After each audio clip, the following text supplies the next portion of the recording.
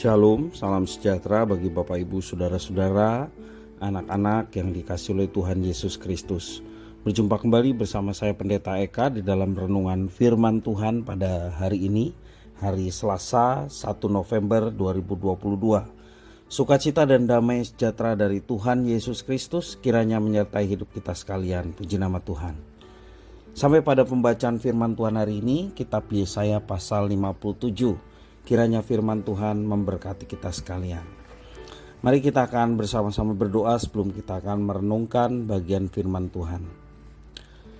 Tuhan Bapa di sorga, di dalam nama Tuhan Yesus kami datang padamu mengucapkan syukur, terima kasih atas kasih setia dan pemeliharaan Tuhan pada kami sampai pada hari ini. Kami mau terus memperdengarkan hati dan pikiran kami kebenaran firman Tuhan, agar firman itulah yang menerangi jalan hidup kami. Berfirmanlah atas kami ya Bapa, kami sedia untuk pasang telinga, dan Engkau yang memampukan untuk kami dapat kerjakan dalam hidup kami setiap hari. Terima kasih Bapa, terpujilah namamu, demi nama Tuhan Yesus kami berdoa. Haleluya, amin. Saya akan membacakan Yesaya pasal 57 ayat 14 sampai yang ke-21. Demikian firman Tuhan. Ada yang berkata, bukalah, bukalah, persiapkanlah jalan, angkatlah batu dan sandungkanlah dari jalan umatku. Sebab beginilah firman yang maha tinggi dan yang maha mulia, yang bersemayam untuk selamanya dan yang maha kudus namanya.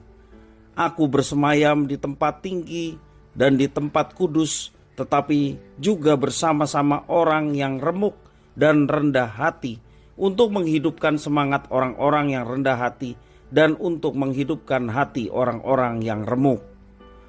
Sebab bukan untuk selama-lamanya aku hendak berbantah, dan bukan untuk selama seterusnya aku hendak murka, supaya semangat mereka jangan lemah lesu di hadapanku, padahal akulah yang membuat nafas kehidupan.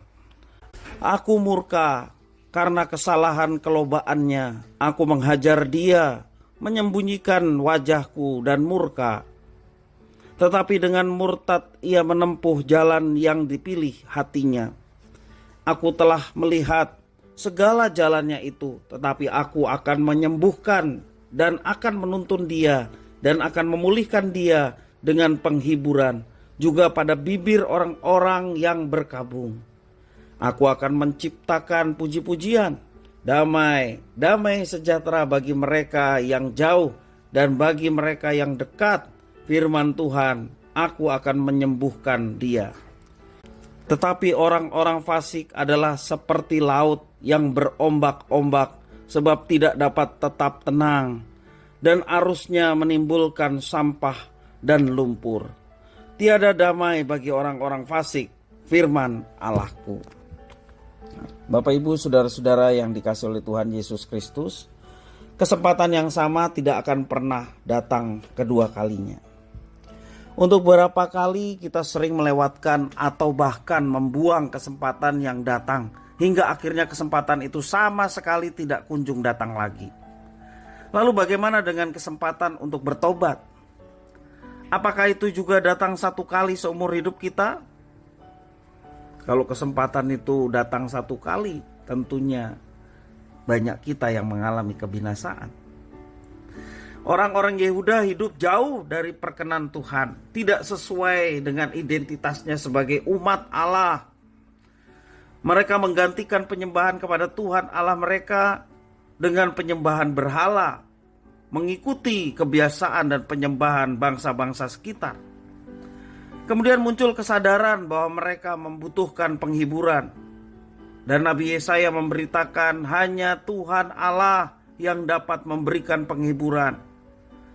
Namun ada syaratnya, yaitu mereka harus mengadakan pertobatan dan membuang segala bentuk batu sandungan yang menghalangi berkat Tuhan atas mereka. Tuhan Allah hanya akan menghibur dan menghidupkan orang-orang yang remuk dan orang-orang yang rendah hati. Setelah kembali dari pembuangan di Babel, bangsa Yehuda bergumul dengan keinginan mendapat pengampunan dari Tuhan Allah mereka. Dan Nabi Yesaya menyerukan bahwa Tuhan Allah tidak akan terus berbantahan untuk mendapat pengampunan dari Tuhan. Mereka harus sejalan dengan pilihan Tuhan, bukan dengan pilihan hati mereka sendiri. Mereka harus sungguh-sungguh menyadari akan keberdosaan mereka. Mereka harus sadar bahwa semua yang mereka lakukan selama ini adalah melawan Allah dan menyesalinya. Dan selanjutnya mereka harus bertobat. Bertobat artinya meninggalkan apa yang jahat di mata Tuhan dan hidup mengikut Tuhan. Tuhan Allah penuh dengan kasih dan kemurahan. Dia mengampuni mereka yang menyesal dan mengakui dosanya, serta bertobat meninggalkan segala dosanya dan hidup untuk Tuhan. Bahkan Tuhan akan menganugerahkan semangat dalam menjalani kehidupan yang baru. Sebaliknya, tidak ada damai bagi orang fasik. Orang fasik adalah orang yang merasa diri benar dan tidak memerlukan Tuhan. Dan semua itu akan mendatangkan murka Tuhan. Kesempatan untuk bertobat selalu ada diberikan oleh Tuhan kepada manusia selama ia masih memberikan kehidupan. Jadi kesempatan bertobat itu adalah di masa kita masih diberikan kehidupan di dunia ini. Sadarilah akan setiap dosa yang mungkin sudah kita perbuat.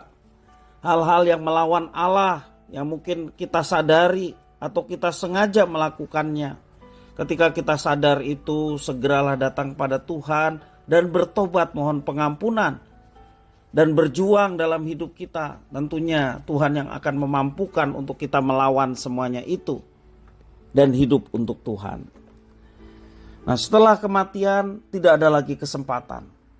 Tuhan Allah memberi kesempatan kepada setiap manusia untuk menyadari, menyesali segala kesalahannya, dan bertobat untuk memperoleh kasih karunia, kemurahan, dan pengampunan dari Tuhan. Karena itu dengan penuh kasih Tuhan terus memanggil kita untuk datang kepadanya dalam pertobatan yang sesungguhnya. Di dalam pertobatan ada kasih karunia pengampunan. Di dalam pertobatan ada penyertaan Tuhan yang penuh kasih sayang untuk kita menjalani kehidupan. Di dalam pertobatan kepada Tuhan, Tuhan menuntun untuk kita memperbaiki hidup dari melawan Allah kepada ketundukan kita kepada Allah. Kiranya firman Tuhan memberkati kita sekalian. Kita berdoa. Tuhan Bapa di surga, di dalam nama Tuhan Yesus, kami mengucapkan syukur atas firman Tuhan. Selalu ada jalan yang Tuhan sediakan bagi setiap manusia. Semua karena kesabaran, kemurahan, dan kebaikan Tuhan kepada kami. Tanpa itu semua, hancurlah kami semua. Terima kasih ya Tuhan atas kemurahan yang begitu besar. Kami mau menghargai setiap kemurahan Tuhan dengan meresponnya. Hidup dalam ketaatan, dan ketika kami melakukan banyak dosa, kami mau bertobat dan meninggalkan semuanya itu. Hidup untuk kemuliaan nama Tuhan. Terima kasih ya Tuhan atas firman Tuhan. Kau yang mampukan kami untuk kami dapat kerjakan dalam hidup kami setiap hari. Terpujilah namamu Bapa, demi nama Tuhan Yesus kami berdoa. Haleluya. Amin.